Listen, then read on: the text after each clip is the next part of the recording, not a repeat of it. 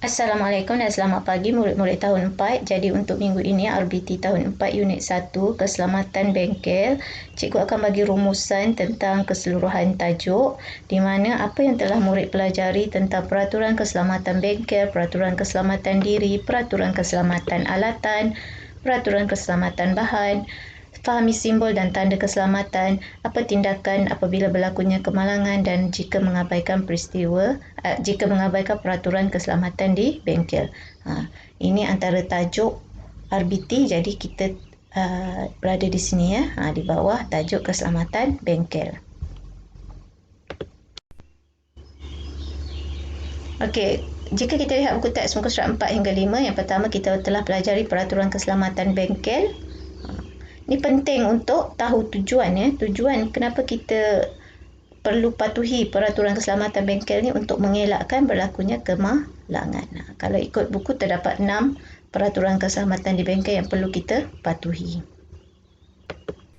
Seterusnya kita telah pelajari peraturan keselamatan diri. Tujuan untuk menjaga keselamatan diri ketika melakukan aktiviti di dalam bengkel. Ia lebih kepada cara kita berpakaian. Sekiranya bertudung bagaimana, sekiranya tidak bertudung perlu mengikat rambut dengan betul dan kemas. Seterusnya kita pelajari peraturan keselamatan alatan. Alatan sangat penting digunakan mengikut peraturan seperti video yang telah cikgu terangkan sebelum ini. Untuk mengelakkan sebarang kemalangan semasa ataupun kecederaan semasa menggunakan alatan. Seterusnya kita mengetahui peraturan keselamatan bahan. Perlu dipatuhi. Ini penting kerana bahan mudah terbakar, ada bahan yang mudah rosak dan ada bahan yang berbahaya. Jadi sewaktu kita menggunakan bahan, kita perlu berhati-hati dan perlu patuhi beberapa peraturan seperti di buku teks muka surat 7. Seterusnya kita telah pelajari simbol dan tanda keselamatan. Kita imbas kembali apa maksud simbol dan tanda keselamatan sebagai lambang ataupun merupakan lambang atau pernyataan yang memberi peringatan tentang bahaya yang mungkin berlaku sekiranya tidak dipatuhi. Terdapat 5 warna pada simbol dan tanda keselamatan yang mempunyai maksud yang berbeza ya.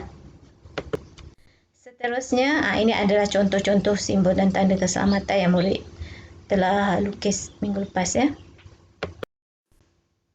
Okey, yang ni kita imbas kembali apabila berlakunya kemalangan. Apa kita perlu buat? Kita perlu, yang pertama sekali kita memang perlu beritahu guru ya.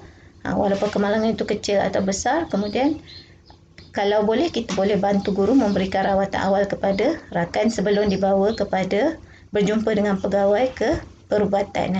Yang ni penting cikgu terangkan sekali lagi, kalau kita terkena renjatan elektrik, jangan sentuh mangsa ya. Arus elektrik dia boleh mengalir. Kalau murid kena renjatan, kamu sentuh, nanti arus mengalir kepada kamu. Cara dia seperti ini, kita gunakan penebat ya, seperti kayu atau tali pinggang untuk tarik mangsa daripada punca renjatan dan rehatkan masa di tempat yang selesa dan dapatkan bantuan ya. Seterusnya kita pelajari apa yang berlaku jika kita abaikan ataupun kita tidak mematuhi keselamatan-keselamatan yang kita telah pelajari ya. Kesan yang boleh terjadi ya, kita lihat kembali sekali imbas.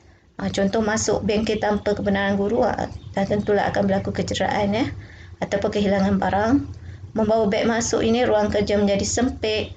Kalau kita tidak buka pintu dan tingkap bengkel ni, tiada pengudaraan yang baik. Bagaimana kita nak melakukan suatu aktiviti kan. Contoh kalau kita duduk dalam gelap, pencahayaan tidak cukup, dan kalau kita tidak menggunakan bahan secara berhemah, tentu akan berlakunya pembaziran.